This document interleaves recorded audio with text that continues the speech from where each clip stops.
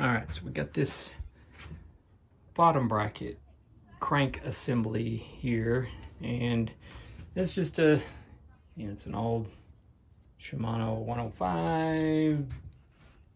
I can tell just, that it is a square taper. Can also tell just by looking at this bottom bracket shell, we've got the wrench flats on the fixed cup side, and then on this other side here, we've got this spanner ring, and then inside of that, so this would be the side we'd adjust. We can adjust these bearings, get them where it's dialed, and then lock it down. So anyway, we can get a little more into detail with this thing, but first we want to just disassemble it. So this particular one, this one has some of them have a bolt that holds this guy on, or some have a nut. The bolts kind of vary. Some have an Allen hex key, a lot of the newer stuff, and then older stuff, usually this would have a dust cap or something on top of it first, and then most of them are 14 millimeter. There's a few rare ones that are 15, but most of them are 14 millimeter. So let's just go ahead and get those nuts off of there first. All right, so it's gonna, usually if you like to just take and, if that's really tight, just squeeze those together there. So yeah, this one is the nut style. So it's basically just a nut, threaded nut there that's holding that guy on. There's a threaded shaft that's built into the spindle.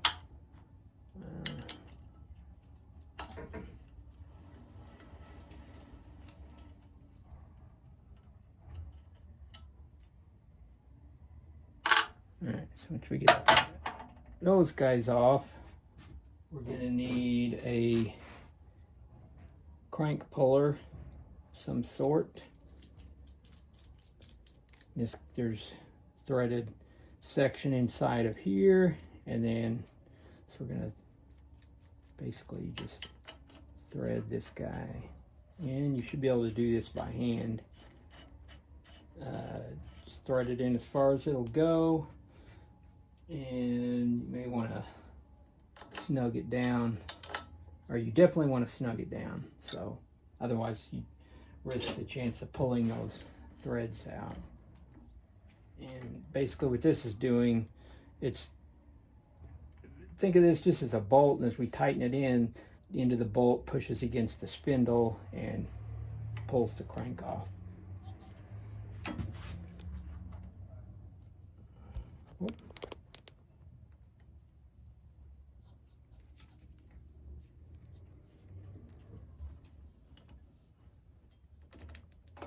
So crank is off, and we'll just repeat the same process for the other side there.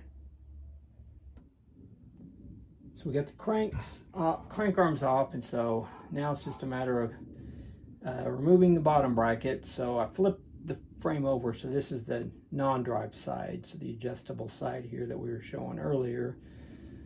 So we're going to first take the lock ring off, and I've got this kind of one of my old tools, it's an old Shimano, just spanner wrench, but this one's got 5 notches that engage into here pretty nicely. And so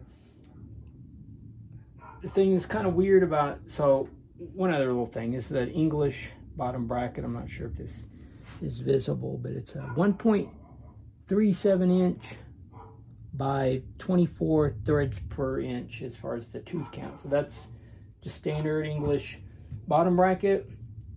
Thing that's kind of weird about standard, English bottom bracket thread pitches are probably what's on at least 90% of any bike that was built before, I don't know, the 2000s or so.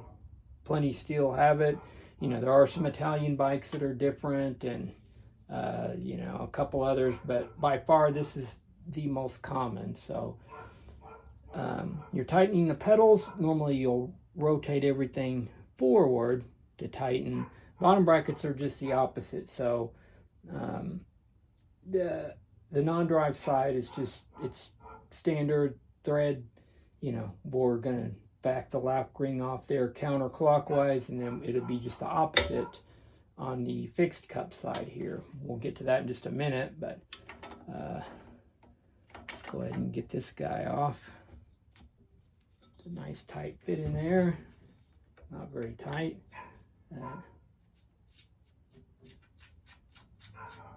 So we got our little spanner ring there. You know, again, that just, you know, you tighten that up and that locks everything into place. I'm not finding my little spanner wrench that engages into these holes, so we're gonna, hopefully this isn't too tight. Just gonna use some, yeah, it's not, usually this is just hand tight, so at this point, so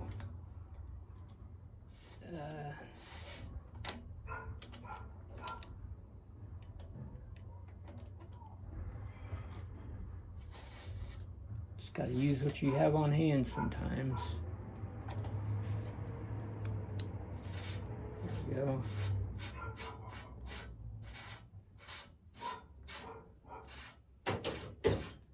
So at this point, we can just pull this out. Looks like somebody's done this like the free ball style method. So there's no, or no, this is a cage. It's there's the cup, you got your bearing, it does go in a particular way, so we got that guy in there, and then the actual spindle here, you have a bearing race right here that's directly on the spindle. So I don't know, this is, it's a specialized, I can see that, and then some of the dimensions here, and it's got everything you need to know. You know, just printed right here on the 68, that's referencing the width of the shell, and then 113, that's referencing the width.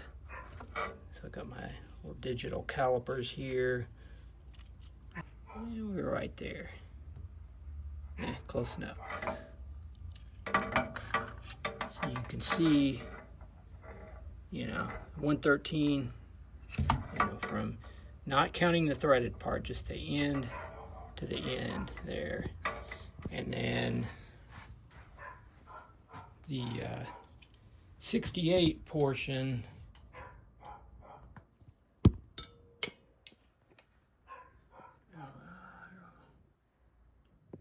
kind of hard to see, this battery's, there we go, 68. So that's, you know, we're measuring that part of the frame. So pretty much most all, anything with an English threaded that's road frame is 68. Mountain bikes are generally 73. So that,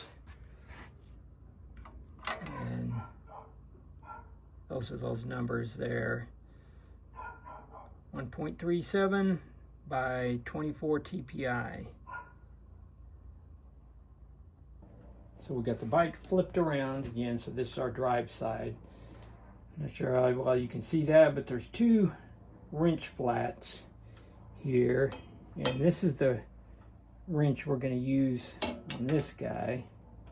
And again, these the threads are backwards, so we're going to turn this clockwise to break it loose. I usually just like to hold this with my hand. I don't know how tight this is. I may be able to break it loose easily. Usually not. Feels pretty tight, so I like to use a mallet or something, you know, sometimes to help to just wrench out a little bit. But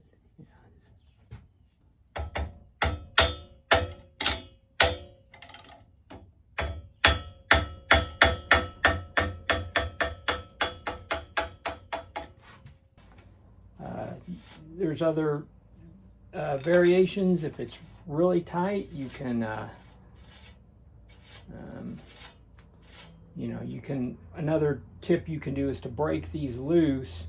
You know, just crack this loose with everything still in there. You can put your wrench here and then stack a spacer, some washers or something, then put your nut on, so it forces the wrench to stay on there and not, you know, the problem you get with these is sometimes they can slip off and then it starts to damage the wrench and the flats on there. And you know, even still, there's other variations if this thing is super tight, but usually just a couple smacks if the bike isn't too, you know, too bad of shape, hasn't been outside and in the weather and stuff. So we've got our other bearing, cup and bearing there. And then inside of here, we got this little sleeve that these usually have. It's kind of like a little greasy dust sleeve kind of thing. So that's basically it. We got that guy out of there, and I'm going to take this up to the shop here in a couple days and clean it up, and then we'll reassemble it. So I've got some examples here of if you were going to replace this with something new. If the bottom bracket was blown out, this is generally what I would replace it with, which is just a modern Shimano cartridge bottom bracket. And these come in different variations, like you can see here. That, for example, this is a 68. It's 110 millimeter spindle length. So ours was a 113, which is what we would use, but pretty inexpensive. This is the tool typically that you use to put one of those guys in or remove it. Usually I use like a big breaker bar. You can put a big crescent wrench or whatever on there. Alright, so we got all our bits cleaned up here, and this is always something you want to inspect on these, you know, the ball bearing style spindle and everything. But you always want to just look at the groove here where the bearing rides, and just make sure there's no pitting damage to it. You know, otherwise put new bearings on a pitted out race or, you know, spindle surface on this, in this case, it'll just eat the bearings up pretty quick. And, you know, looking at it pretty closely there, you can see that it's not pitted, but this isn't I don't know, compared to something that's really nice, a nice Campanolo or higher end spindle. They're not super polished, but, you know, they're decent. So anyway, these are looking pretty good, so we're going to go ahead and just get it put back together. Okay, so I'm going to start out first. We're going to get the fixed cup side here. It's the side with the two wrench flats there. And we're going to grease this bearing up and get her in there. So common mistake is putting it in like this. As far as the kind of the ring side of the bearing, you know, it's got kind of a different shape there. So it's always going to go in like this. You know, you can test fit it and see that spins nice and smooth. If you do this backwards, it's just going to destroy the bearing. Doesn't, you can feel it like binding up. It's like doesn't spin at all. So anyway, we're gonna just using some rock and roll super web grease, just because that's what I have on hand. It's pretty good stuff. But anyway, just gonna put a little film here inside of this guy, and I like to just work it in kind of inside the retainer here.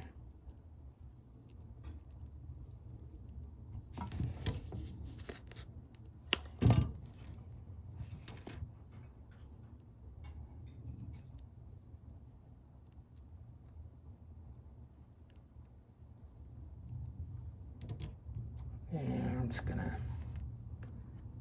set this guy in here and set that aside. Probably do the same thing with this one, you know, just grease it up and just kind of get it ready to put together here in just a bit. So we'll get this all ready and then we'll move on to the next step. All right, so step one, we're gonna go and put our fixed cup in here. Getting her started. This should just turn in pretty easily by hand. Not, you know, it's a good idea to, it's a brand new frame or something like that, it's a good idea to clean those threads up. Got our little wrench here with the flats. I mean, you could do this with a big adjustable wrench or something if you wanted to.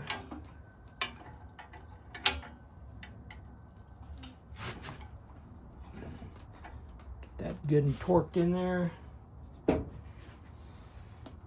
And I'm going to flip this around and we'll move to the other side. That's where all the critical adjustments are going to be at. And so we got her flipped over.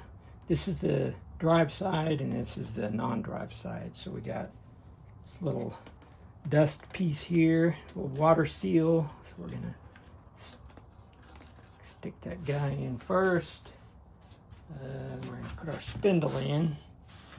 And so, easy way to know which way this, you know, sometimes one side can be a little longer than the other, which in this case, this side's probably just a little longer because it's the drive side. The way I can tell is if you look at, you know, where the text on the spindle is, if you just imagine if you're looking down while you're riding the bike and the frame is invisible and everything else is invisible, you should be able to read that. So put that guy in just like that, and then we got our greased up bearings on the other side. Same thing, just should go in nice and easy by hand. And so generally you'll want to thread it just about all the way as far as it'll go. You know, you can always tell if it's got some play in and out, and we're just shaking it back and forth there. So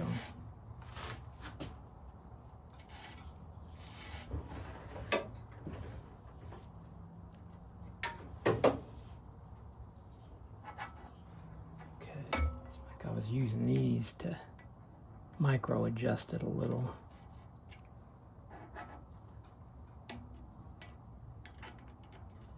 We'll probably adjust this some more, but that feels pretty good right there.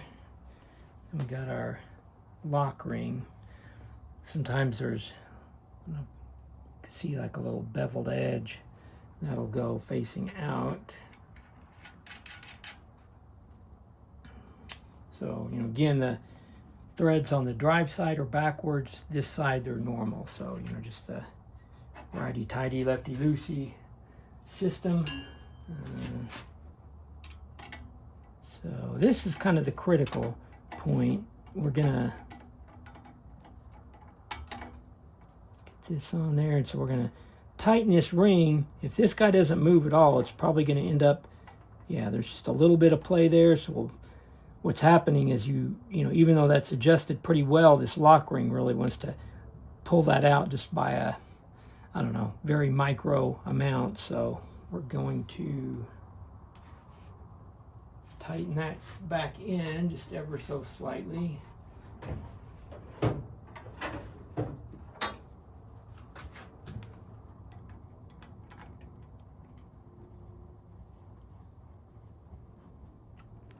Try it there.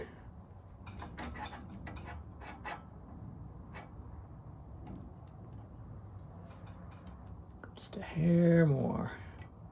This is where it's just, this isn't like a, you put a torque wrench on here and get it set right. This is really more of a feel thing. So what we're looking for is this to spin freely and easily, but there's no, you know, you can't feel any discernible play in there. So I think where we've got it here is about going to be the sweet spot. And I've got this, our fixed cup on the drive side's already torqued in, so we're going to get this guy nice and, I don't know, probably 30-40 Newton meters maybe. So that feels pretty good there, no play. So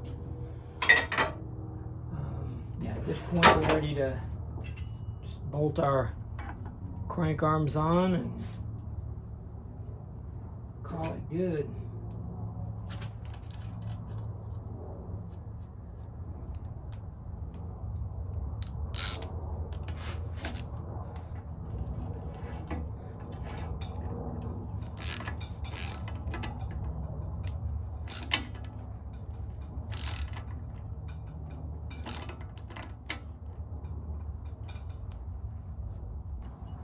Flipped her back around.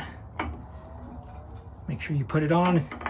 You don't want to do it like this, unless you're building a clown bike. Get her like that. And put the other nut in. Some of these are going to be bolts.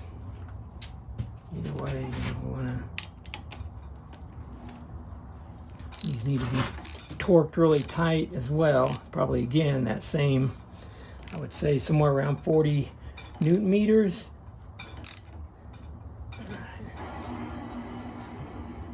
There we go. You got the beauty caps. I might have some laying around in one of the tool boxes I'll add on, but long and short of it, that's it. You know, double check, make sure there's no, you want to kind of work these back and forth, make sure there's no play. There's none in there. That feels pretty good. So, yep, that's it. Thanks for watching.